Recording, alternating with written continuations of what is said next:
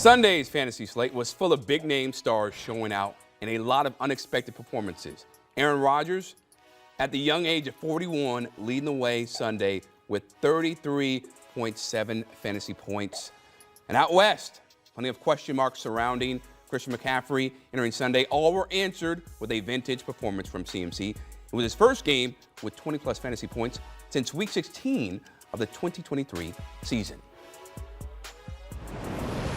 With that, we welcome in CBS Sports senior fantasy expert Jamey Eisenberg and Sportsline and Fantasy Football Today's Jacob Gibbs to break down what we learned from the first Sunday of the NFL season and 49ers back. CMC racked up 22 fantasy points, as we mentioned, after going for 142 all-purpose yards. But my question to you, Jamey, is do you have confidence in him to be on the top of fantasy backs this season? 100%, Chris. I mean, as long as he's out there and doing what he's capable of doing, you see the upside, you see the potential, and now you see the injuries for San Francisco. George Kittle's got a hamstring injury. Juwan Jennings is banged up again. They need Christian McCaffrey to be Superman. Thank goodness the calf is okay. Thank goodness he made it through this game without any issues. Put that man in bubble wrap, and let's see him next week in New Orleans, and hopefully he does the things that he's capable of doing on a week-to-week basis when he's 100%, and that's all we really care about at this point, that he made it through this game healthy and looking like the Christian McCaffrey of old. Jamey hit it on the head. Not only is he at the top, he could be a commanding lead. He's actually averaged more fantasy points per game with the Niners than he did with the Panthers, which is the heyday for Christian McCaffrey. That's what everybody remembers for his fantasy.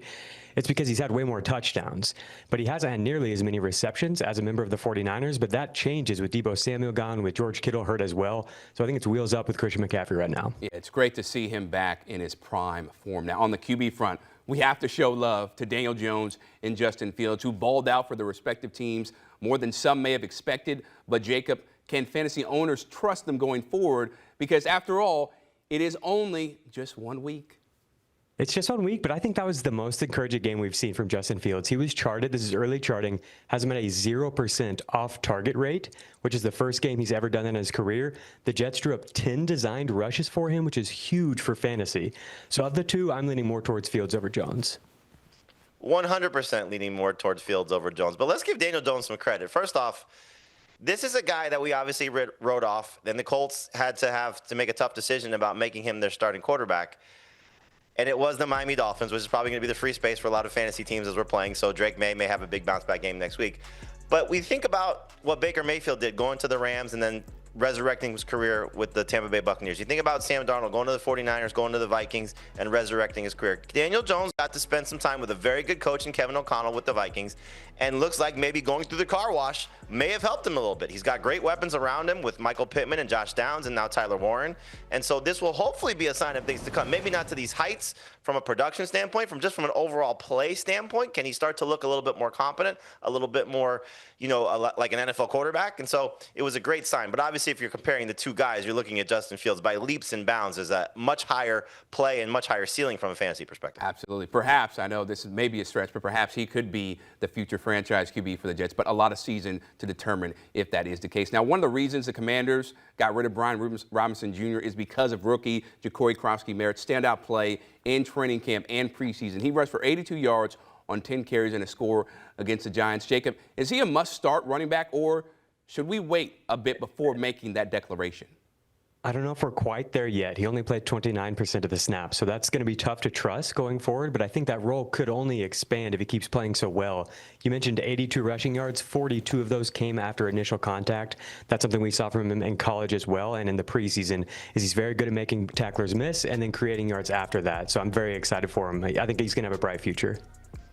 Totally agree about that. I do think that this is a perfect sell high candidate because you probably either drafted him late or maybe, depending on when you drafted, got somewhat of a bargain because of all the ups and downs that we went through with the trade from Brian Robinson Jr. to the fourth on the depth chart news that we got prior to the start of the season when a lot of drafts happened.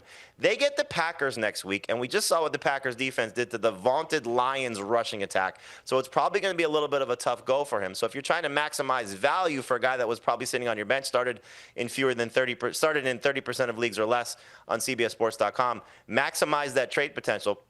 But Jacob's right. There's a lot to like about a guy that just averaged 8.2 yards per carry. But just keep in mind, he did it against a JV team from the New York Giants. The JVT, man. Hey, man, the Giants, they always catching strays here in the NFL. Now, let's look ahead to the waiver wire this week. Perhaps Mr. Aaron Rodgers will be someone people pick up after his performance against his old team, rostered in just 25% of CBS leagues. Jamey, who do you have your eyes on when it comes to that? Yeah, we don't know what's going to happen with Quinshon Judkins and the situation with the Cleveland Browns, and they are facing the Baltimore Ravens next week. But Dylan Sampson looked fantastic, certainly catching the ball in the backfield. And we know if there's anything when Joe Flacco's under center for Cleveland, there's going to be a lot of pass attempts. So even if Judkins does come in and take over the rushing downs role, Sampson could be the third down back and certainly continue to help fantasy managers when it comes to PPR leagues.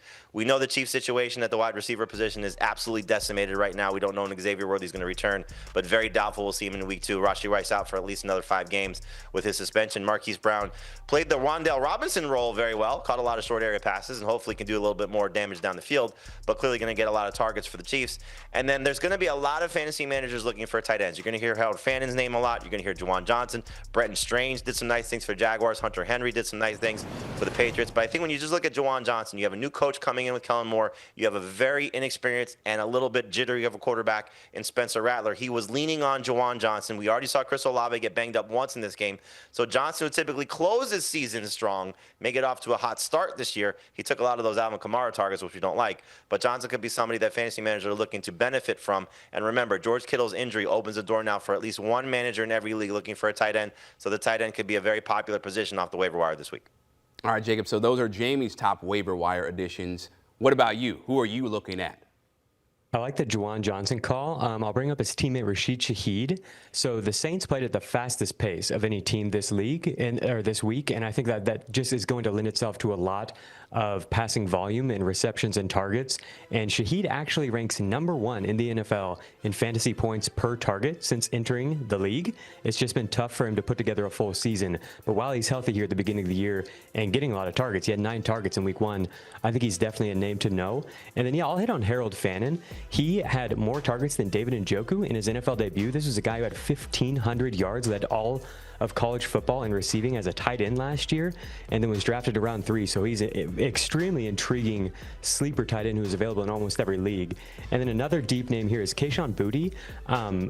Led the Patriots receivers in snaps, with Stephon Diggs being eased in week 1, only 46% snap rate for Diggs. So we saw a lot of targets go Boutte's way, and next week he gets a Dolphins defense that got decimated in week 1. Yeah, and if the Dolphins, they handle themselves the way they did against the Colts, Boutte should have a field day. Jamey Eisenberg, Jacob Gibbs, we always appreciate the insight, gentlemen. And for more fantasy, check out the Fantasy Football Today podcast. Jamey, Jacob, and all of our CBS fantasy experts are giving you all the info you need to win your league. Fantasy Football Today. Download and follow right now.